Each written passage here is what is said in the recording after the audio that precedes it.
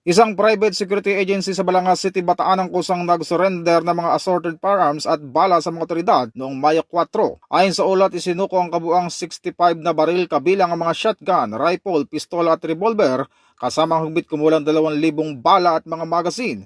Isinagawa ang inventory at verifikasyon sa Barangay Munting, Batangas sa pangunguna ng Bataan Police Provincial Office, katuwang ang Provincial Intelligence Unit at Balangas City Police Station.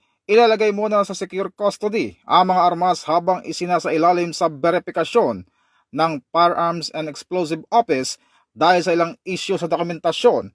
Pinuri ni Police Brigadier General Jess Mendez, Regional Director ng Police Regional Office 3, ang voluntaryong pagsuko na aniya ay patunay ng tiwala ng komunidad sa pulisya at malasakit sa kaligtasan ng publiko. Dagdag pa niya ang naturang hakbang ay sumusuporta sa PNP Focus Agenda, partikular sa pinalakas na Police Operation Integrity Monitoring at Public Safety Initiative. Ito ang bagong PNP para sa bagong Pilipinas, serbisyong mabilis, tapat at nararamdaman.